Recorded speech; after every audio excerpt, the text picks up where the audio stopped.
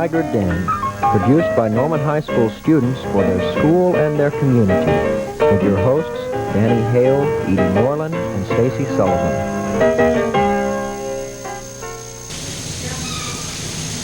Hello, I am Danny Hale, and on behalf of Edie and Stacy, I'd like to welcome you to Tiger Den.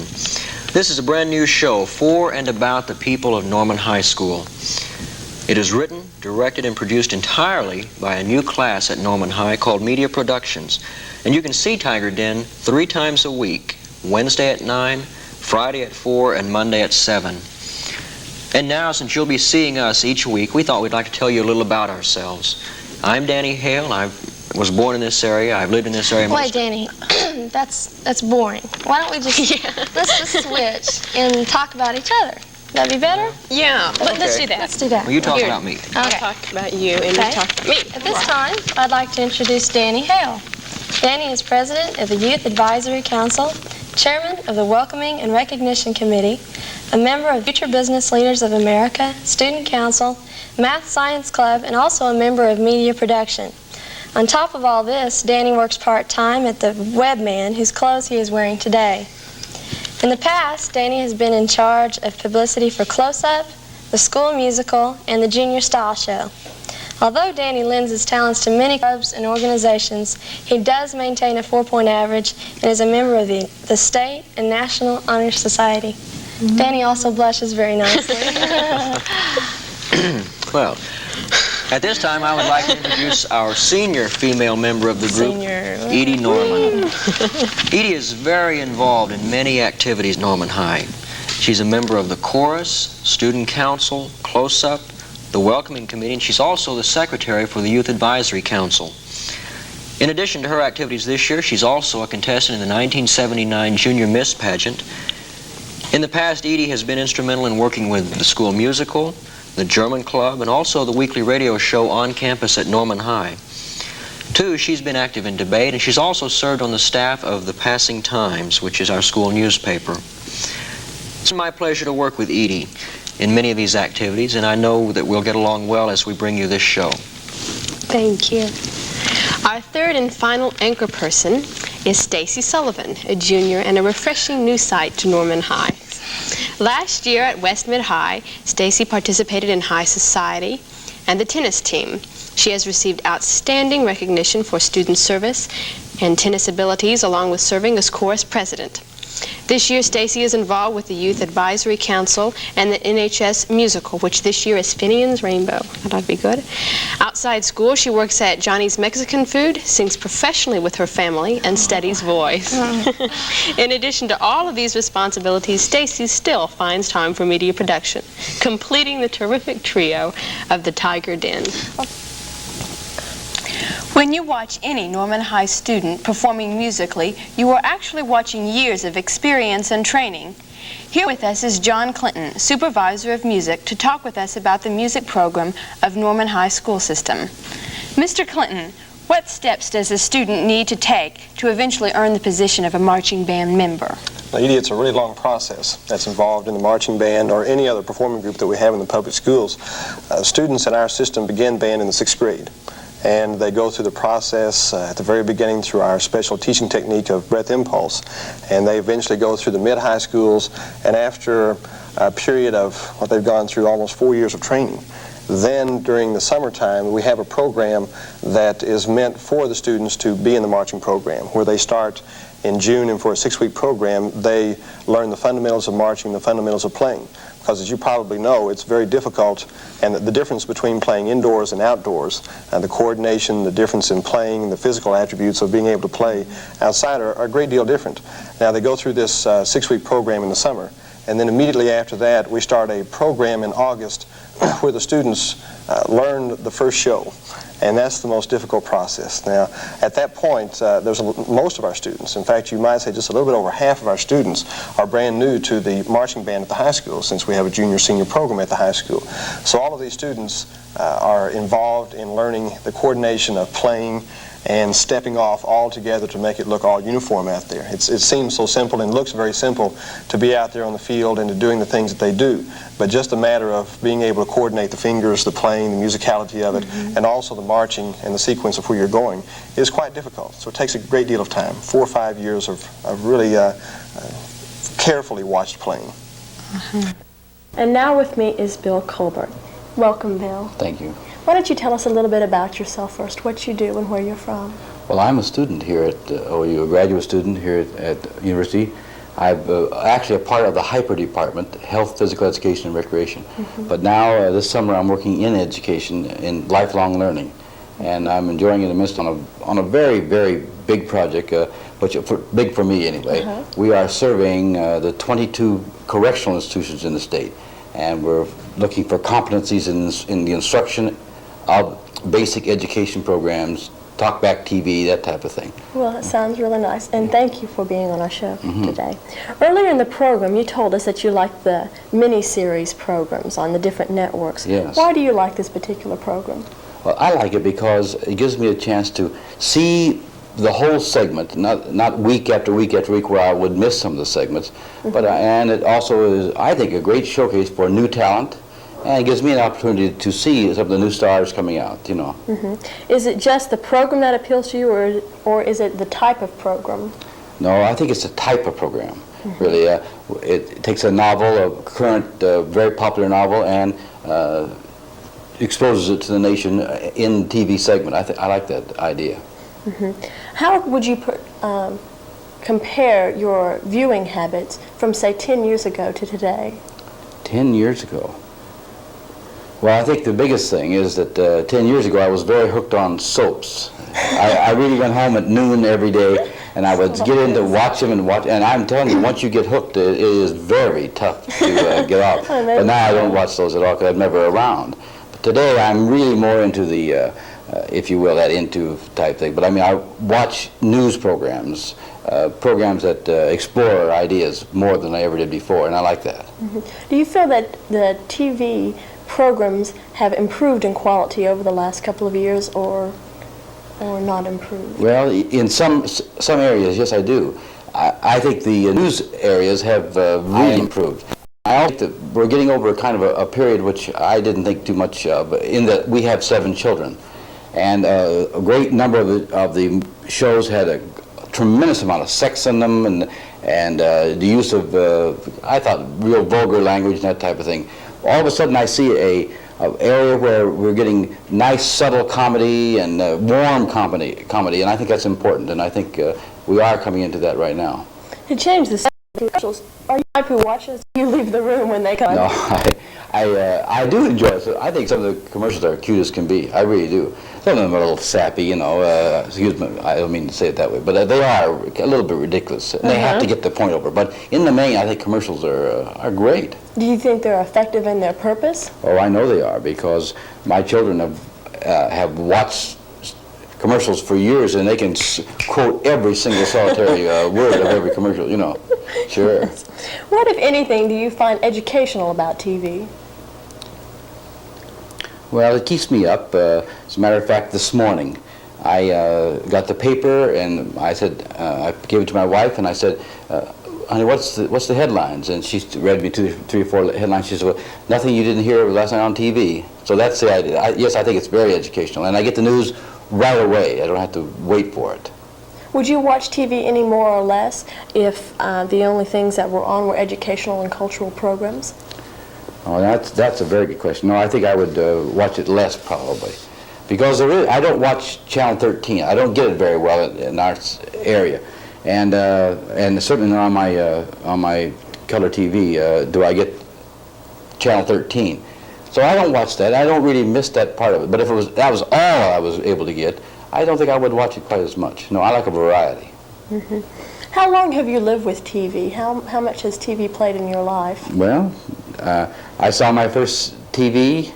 It was a very small, little, teeny thing in 1950, and I think we purchased our first TV set in '52. So it's been with me that long, for sure. Yes, I've always heard, being of a younger generation, that back in the good old days, those were really the good shows, and that things have kind of deteriorated since. Would you care to comment on that? The really good shows, huh? Right. The big well, a lot of extravaganza, that type of thing. Oh, the westerns were good, yeah. But no, I don't think we've done anything but progress, and I wouldn't certainly want to go back to the old days, really. Mm-hmm. I think Hallmark, Hall of Fame, Playhouse 90, some of those older productions were tremendous, no doubt about it. But I think we do some fine things today, too, really. How do you think TV affects your lifestyle today? Affects my lifestyle? I don't think it does. Not in my household. We are an outside family, and we're out in the backyard, or we're gone somewhere, we're doing things, activities. I don't think it affects our lifestyle much. It might some of my children, but in the main, I think it's just something to turn on once they get in the house, that's all. Mm-hmm. What do you think the direction of TV will take in the future? In the future? In the future? See, it's a medium that's been explored and developed very quickly over the last couple of years, and just a layman's opinion of its future. Well, I think we'll go through a cycle. You're talking about those big productions of the late 40s, right. 50s. I think that we'll get back to that. I think this miniseries is pointing that way right now. I really do. I think we've gone through 2 cycles I'm already aware of, and so I think we'll go through another one. We'll get into very warm comedy and that type of thing again. Mm-hmm. Well, I'd like to thank you again, Bill, for being on our program and sharing with us some of your ideas. I've enjoyed it very, very much. We know that you're awfully busy, and we appreciate your time. Thank you. Thank you. This is also a busy time for the Norman High Art Department. They have been in several shows this year, but the latest is the All-City Art Show, which is being held at Sooner Fashion Mall this week. We have today with us Peter Barrett, Diane Gibbett, and Kevin Conway to show and talk with us about their art they entered in the show. At this time, I'll turn it over to Peter. Okay, all 3 of us are heavily involved with the Norman High Art Department. Me and Kevin, our teachers, Mrs. Calkins, and my teacher's Mr. Ryan. Mr. Ryan. In jewelry. Teaches jewelry, and you're into drawing and into painting, some drawing. And got our first picture here up in the monitor is one of my drawings, and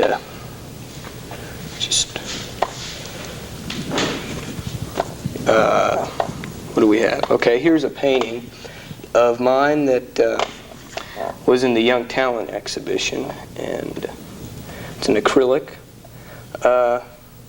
Tried to show a little contrast here between the reflection of the light on the outdoors and the indoors there. Peter, do you have anything in particular whenever you are painting? Yeah, I try to, it's hard sometimes, but I try to, when I start painting, have a particular goal for every work I do. I try to make some sort of point, whether it's visual or otherwise. And oftentimes you don't succeed, but that's part of the struggle. I mean, you can't be perfect every time. I guess we could go on and show some more art. Here's something more abstract thing I did. Here I tried to get some real kinetic, a real feeling of movement into this painting.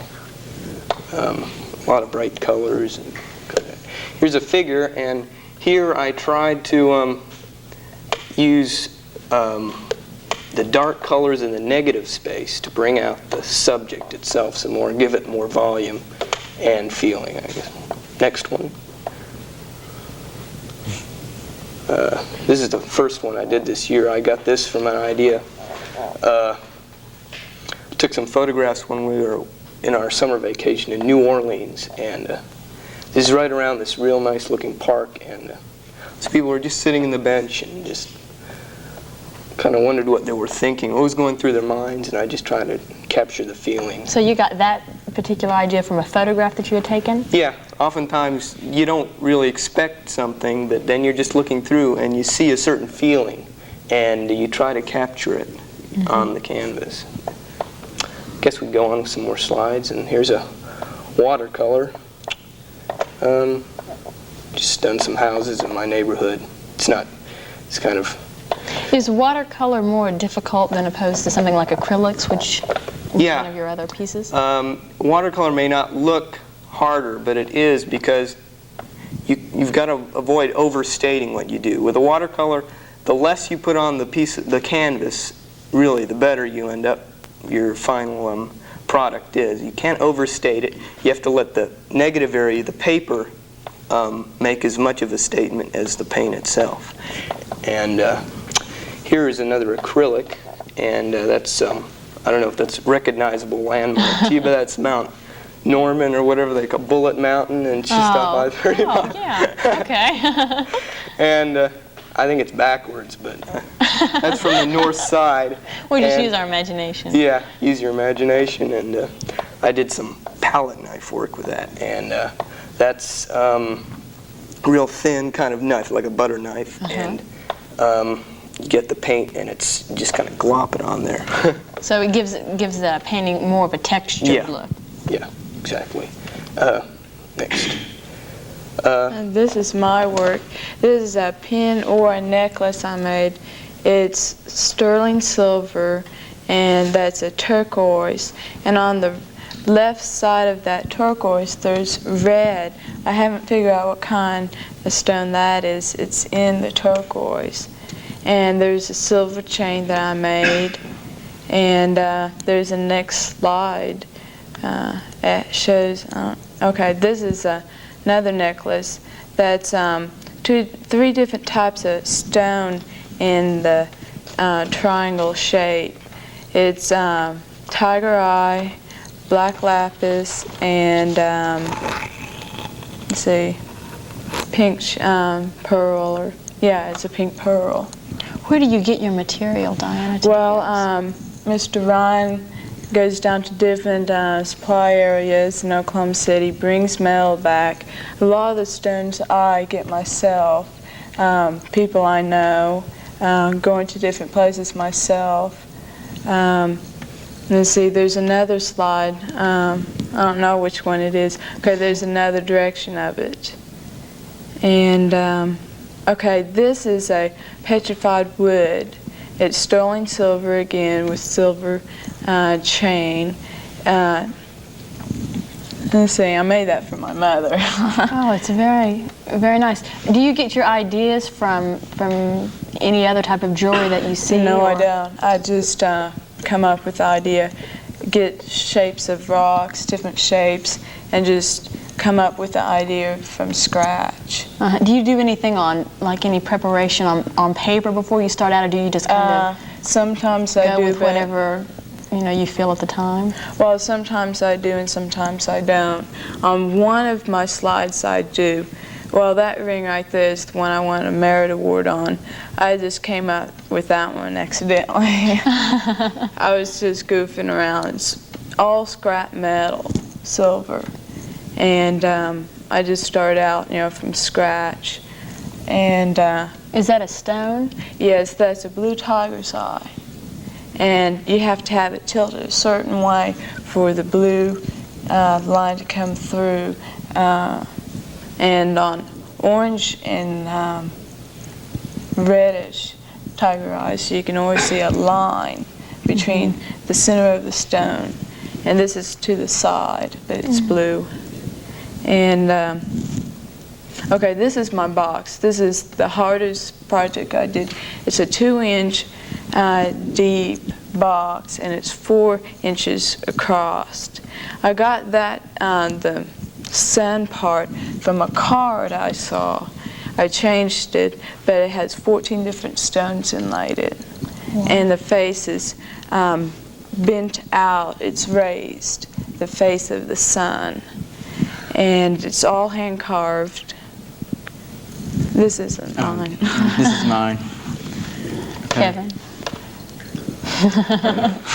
There it is. Okay, this is a pencil drawing I did, and this idea I got for this, I was unconscious, you would say, and I was dreaming about this pyramid that was upside down. And that's how you got those 2 verticals going out, the support.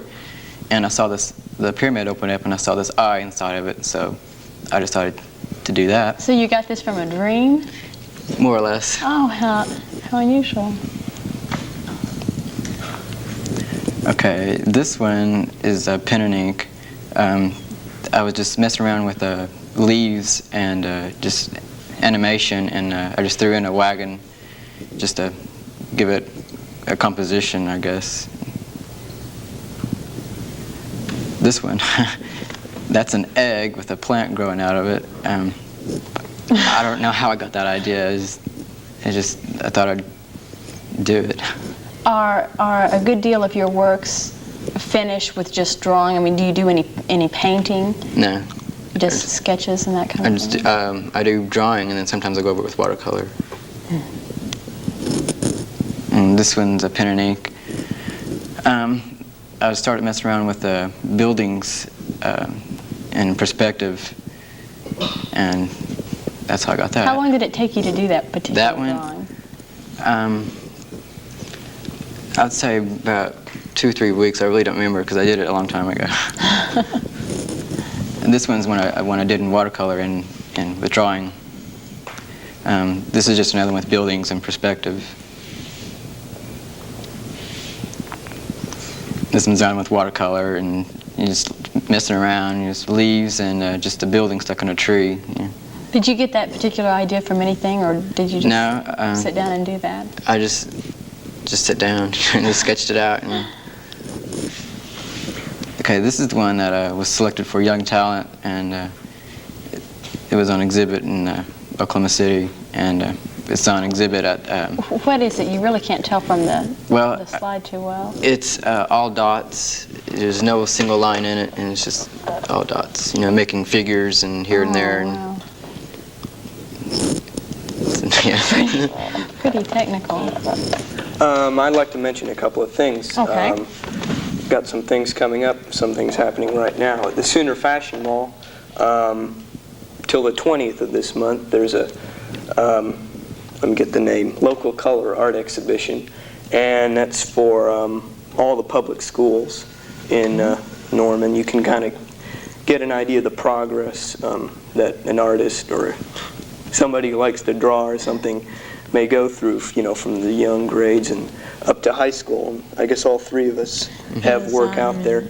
And also, there are 3 awards at the end of the year that are given out to the artists, or, yeah, I think in the high school. It's a Fleming Award, which is given by the former art teacher at Norman High, and Penn Women Award, I think it's called, and Norman Art League. Norman Art League Award, which is open only to seniors. I think the other 2 are open to the general student body or anybody, you know, enrolled in art class. And you have to have a portfolio with at least 4 or 5 works that you've done to show that, you know, that you're not just, you weren't just look good like in one painting, but that you're consistently making good. Yeah. Well, it sounds like you all are really busy. I want to thank you all. You're both extremely different, varied talent here, you know, from art drawing to oil painting to jewelry. It's all really, really nice. Thank you very much for being on Tiger Den. Thank you. And I hope that you all have the opportunity to see their art displayed again at Sooner Fashion Mall. Thank you, Benet, Chris, and Barbie. Just as Norman High students are back in activities, they're back at school, busy with classes, sports, and school events. Here to talk with us about the upcoming Now or Never Week is Student Council Treasurer Eileen Saunders. Hello, Eileen. Hello. Welcome to Tiger Den. Thank you. Eileen, what activities have Student Council been involved in this year? Well, we've had homecoming this year, and we've had dances, and next week we're going to a spring workshop in Noble. And our biggest thing is Now or Never Week coming up next week. Why don't you tell us a little bit about Now or Never Week? Well, Now or Never Week is a chance for the girls to ask out the guys. It's a week of scheduled events, and a girl can ask out any guy that she wants to. It's just something different. As what I understand is that you have different activities each day for next week. What kind of activities will you be sponsoring? Well, Monday we're going to have a jam session, and it's where different bands can play and, you know, show how they're doing, and people can just get together and sit down. And Tuesday we're going to have an assembly with a tug of war outside. And Wednesday we have a Frisbee day where you go outside during lunch and after school, and we're going to have a Frisbee contest. And then Thursday there's a baseball game for anyone who wants to go. And then Friday is the main event, and we're having a movie night. And we're showing the movie Psycho and Comedy of Terrors. Oh, how neat. Well, that will be a lot of fun. How can people get involved in this? Well, any band that wants to can play in the jam session. And it would be nice if they told me about it so I could schedule that in. And just come outside for the Frisbee day, and everyone's welcome to come to the movie night, and that only costs $1. And so, oh, it sounds really fun. I hope so. Why does Student Council sponsor these type of activities? Well, like Now or Never Week, it's just a chance to, you know, get to know the guy that you've been wanting to get to know. And what we're mainly trying to do is just to get people together and have a good time and raise our spirit a little bit. Mm-hmm. Do you think on the whole that Student Council has had a successful year this year? Yes, I do. I think it's been very successful because this was the first year that we ever had homecoming, and so many people turned out for I know, the that was so much dance. fun. It was it really pulled off well, I think. It was neat. And I was in Student Council last year, and they did a good job, but they had a problem with the representatives coming and just working. And we have a really good council this year. They really back us up and they help us with whatever we need. And it's really neat. Yeah, I've been to a couple of meetings and it seems like there's a lot more people participating, you know, really getting in and sharing and stuff. Oh, when again is Now or Never Week? It's next week, March 24th through the 28th. Thank you, Eileen, for being on Tiger Den. Thank you. We hope you have enjoyed Tiger Den today. This week actually marks the beginning of the end, the last 9 weeks period, and things are really moving for Norman High and Norman High students both in and out of school. Thank you for joining us, and we'll see you again next week.